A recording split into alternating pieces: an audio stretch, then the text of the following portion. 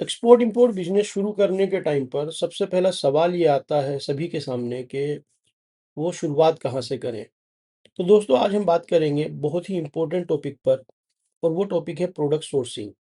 अगर आप एक्सपोर्ट या इंपोर्ट बिजनेस स्टार्ट करना चाहते हो तो आपको सबसे पहले अपना प्रोडक्ट सही सोर्स करना चाहिए, क्योंकि अगर आपका प्रोडक्ट सही से सोर्स ही नहीं होगा, उसकी क्वालिटी के बारे में और उसके प्राइसिंग के बारे में अगर आपका कंट्रोल नहीं होगा, तो आपके लिए बहुत मुश्किल होगा उसको बेचना। तो आपका पूरा बिजनेस ही रिस्क में पड़ सकता है। चलिए स्टेप बाय स्टेप इसको समझते हैं। तो सबसे पहले हम बात करते हैं नंबर 1 पर, मार्केट रिसर्च। पहले डिमांड को समझो, कौन सा प्रोडक्ट कहाँ चल रहा है, कौन से मार्केट में डिमांड में है। यही सारी चीज़ें कैसे इनको आप सर्च करेंगे, कौन सी मार्केट में कौन से प्रोडक्ट डिमांड में होते हैं, इन चीज़ों को अंडरस्टैंड करने के लिए हमारी लाइव क्लासेस होती हैं। उसमें हम ये सारी चीज़ें आपको एग्जांपल्स के साथ, और ऐसा क्यों है, कोई प्रोडक्ट की जो डिमांड है वो किस मार्केट में क्यों है, और पहली क्लासेस में हम ये तक बता चुके हैं अभी तक कि भाई किसी प्रोडक्ट के लिए किसी मार्केट से शुरुआत करना क्यों ज़रूरी है। एक मार्केट से आप शुरुआत कर सकते हैं, दूसरे मार्केट से नहीं कर सकते। 3 लेवल के जो है उसमें रिस्ट्रिक्शंस होते हैं, उसके बारे में हमने बात की है। तो आप चैनल को सब्सक्राइब कर लें। हमारा टेलीग्राम ग्रुप है ग्लोबल एक्जिम एकेडमी, आप उसको ज्वाइन कर लें।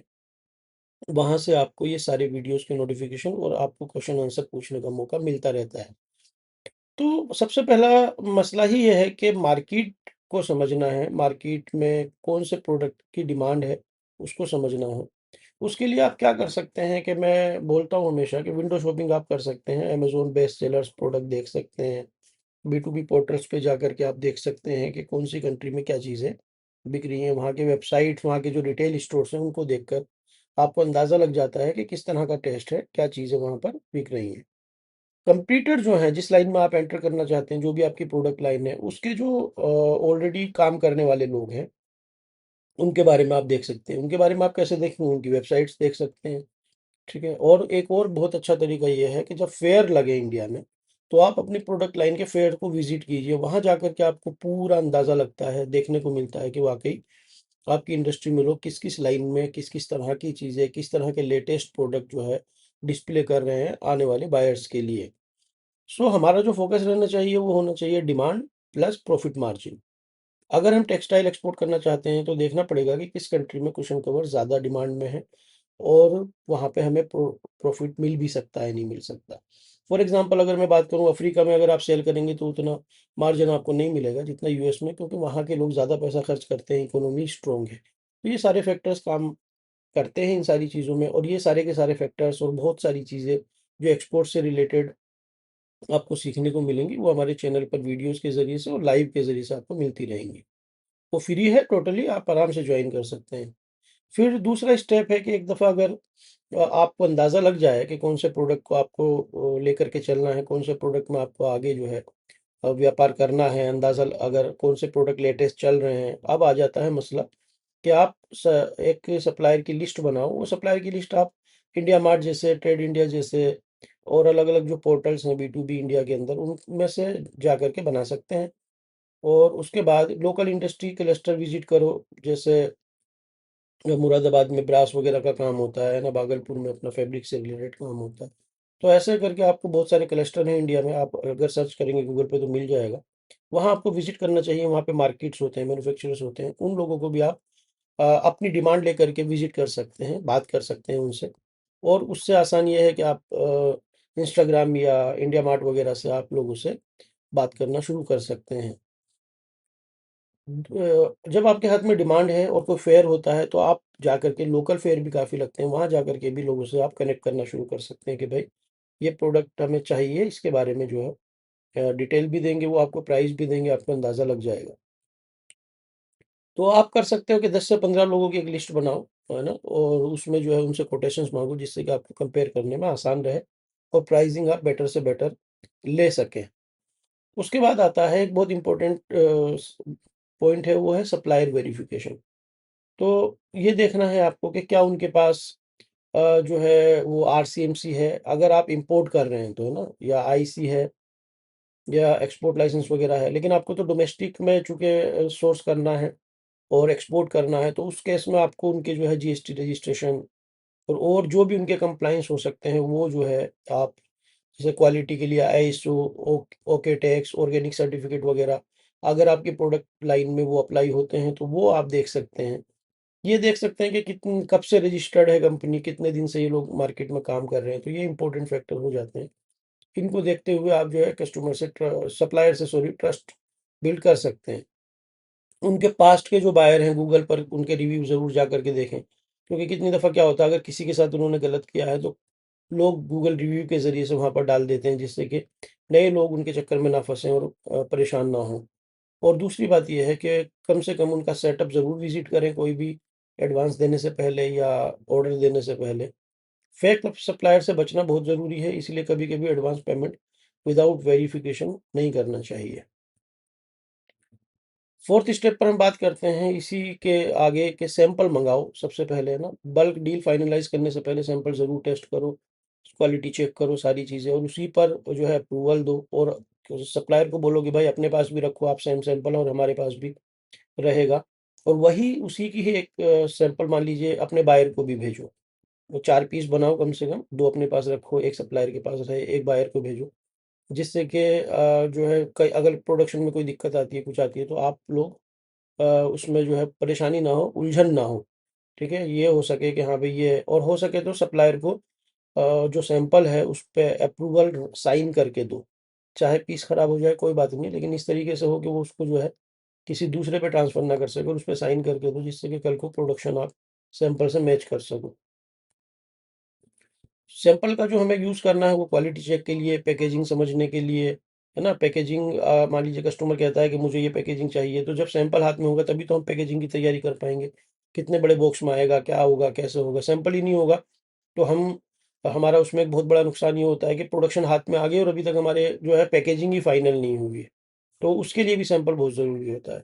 और बायर से अप्रूवल के लिए, सप्लायर को अप्रूवल देने के लिए तो सैंपल ज़रूरी है ही है। अगर आपका सप्लायर जेन्युइन है तो वो आपको स्मॉल सैंपल भेजेगा बड़े आराम से, वो भी रीजनेबल कॉस्ट में। वो आपको रिटेल का प्रॉफिट लेने की कोशिश नहीं करेगा। ऐसे लोगों से बचें जो कोशिश करते हैं कि भाई एक ही पीस में, नहीं जी सैंपल है तो हम तो 1000 रुपये लेंगे, नहीं। एक्चुअल प्राइस दें, जो भी आपका प्राइस तय हुआ है वही प्राइस उसका दें। अगर सैंपल पहले से रेडी है तो बनाने की कुछ कॉस्ट लगी है तो वो आप शेयर कर सकते हैं, और उसमें भी ये नेगोशिएट कर सकते हैं कि भाई ऑर्डर लेंगे आप, ऑर्डर आपको मिलेगा, आप उसके अंदर अर्निंग करेंगे, कमाई करेंगे, तो ऑब्वियस है कि आपको सैंपल तो बना के देना चाहिए। तो कोशिश करें कि सैंपल का कुछ एक्स्ट्रा प्राय जो है ना पे करें। प्राइसिंग एंड नेगोशिएशन जो है एक इम्पोर्टेंट रोल अदा करता है किसी भी बिजनेस के सक्सेस में। तो सबसे पहले क्लियर करो एमओक्यू कितना है, मिनिमम ऑर्डर क्वांटिटी कितनी है। क्योंकि कितनी दफ़ा क्या होता है कि आपने कस्टमर से सप्लायर से सैंपल ले लिया, आपने उस पे मार्केटिंग भी कर ली, मेहनत कर ली, आपका बायर बोलता है 50 पीस, आपने बात बात ही नहीं करी सप्लायर से कि उसको मिनिमम ऑर्डर कितना चाहिए। कितनी दफ़ा टेक्निकल थिंग्स की वजह से भी जो है मिनिमम ऑर्डर की एक वैल्यू होती है कि हाँ, इससे कम नहीं बन पाएगा। जैसे किसी-किसी मशीन में अगर हम टेक्सटाइल की बात करें तो वार्पिंग इससे कम नहीं हो सकती। तो उसमें आकर के जो है फिर वो पूरी मेहनत ख़राब हो जाती है, इसीलिए एमओक्यू का पता होना आपको बहुत ज़रूरी है। पेमेंट टर्म्स पर डिसाइड करो, जो भी आपका पेमेंट टर्म है, कितना आप एडवांस देंगे, कितना जो है बिफ़ोर डिलीवरी देंगे, आफ्टर डिलीवरी देंगे, या कितने दिन में आप पेमेंट करेंगे सप्लायर की। डिलीवरी टाइमलाइन बहुत इंपॉर्टेंट है, उसको लिखित में करो हमेशा। और प्राइसिंग और ये सारी चीज़ें भी हमेशा लिखित में ही होनी चाहिए। और उसके बाद जो है जब वो आपको माल डिलीवर करेंगे तो वो माल कैसे डिलीवर करेंगे, पार्ट्स में डिलीवर करेंगे। मान लीजिए आपके 10,000 पीस हैं तो आपका उनसे क्या हुआ भाई, 1000 पीस आप भेजते रहिए, जिससे कि आपके यहाँ पर क्वालिटी चेक और पैकिंग होती रहे। ऐसा ना हो कि एक साथ वो 10,000 पीस भेज रहे हैं, वहाँ पे माल बन के रखा हुआ है। तो उस टाइम को बचाने के लिए आपको ये स्ट्रेटेजी बनानी चाहिए कि एक मिनिमम जितना भी एक माल आ सकता है, 500 पीस, 1000 पीस, उसको आप मंगाएं। क्वालिटी चेक होती रहे, जिससे कि अगर कोई प्रॉब्लम है तो पहले ही लोट में पकड़ में आ जाए और पूरा माल जो है स्मूथली पैक हो जाए अच्छे से क्वालिटी चेक करके। Always negotiation politely, long term relation के लिए ट्रस्ट बिल्ड करना ज़रूरी है। हमेशा पोलाइटली नेगोशिएट करें। हर लोग, सभी लोग जो है प्रॉफिट के लिए काम करते हैं। ठीक है? तो इसीलिए इसको ऐसा नहीं समझना है कि ये तो हमें लूट रहा है या हमें जो है कुछ गलत करने की कोशिश कर रहा है। आप हमेशा अच्छे से आप लोग अपने सप्लायर्स के साथ नेगोशिएट करें। गुंजाइश है, उन्हें मिनिमम प्राइस तक लेकर के आएँ। और ऐसा भी नहीं करें, मैं ये बिलीव करता हूँ कि उन इतना टाइट हो जाए कि वो मजबूरी में आपके साथ काम करें और फिर वो क्वालिटी में कॉम्प्रोमाइज़ करने की कोशिश करें। क्योंकि जो प्रॉफ़िट देखिए अगर फेयर ट्रेड पर नहीं होंगे, जिनमें मार्जिन नहीं मिलेंगे लोगों को, सब लोगों का घर ज़िंदा रहना चाहिए, सब लोग ज़िंदा रहना चाहिए, इस तरीके पर बिज़नेस करना है। ये नहीं करना है कि हमें अपने सप्लायर को लूट करके हमें हमारे बायर का पेट भरना है, नहीं। बायर अपना हिस्से का वहाँ पे कमाएगा, आप अपने हिस्से का यहाँ पर कमाएँ और अपने सप्लायर को भी कमाने दें। 6 स्टेप पर हम बात करते हैं फाइनलाइज़ एंड बिल्डिंग रिलेशनशिप। एक बार सप्लायर फाइनल हो गया तो उसका साथ रिलेशन बनाओ, उसके साथ जो है कंटिन्यू बिज़नेस करने की कोशिश करो, उसकी प्रोडक्ट लाइन में जो भी चीज़ें हैं उनमें मेहनत करने की कोशिश करो, जिससे कि उसे आपसे जो बिज़नेस मिल रहा है उसकी वर्थ महसूस हो, उसका रिलेशन के पीछे उसको ये लगे कि हाँ, भई मेरा एक जो है पोटेंशियल क्लाइंट है, एक अच्छा क्लाइंट है, इनके लिए काम करना प्रायोरिटी है मेरी। तो वो प्रायोरिटी तभी बनती है जब आपका रिलेशन बनता है। ट्रस्टवर्थी सप्लायर से ही आपको कांस्टेंट क्वालिटी मिलेगी।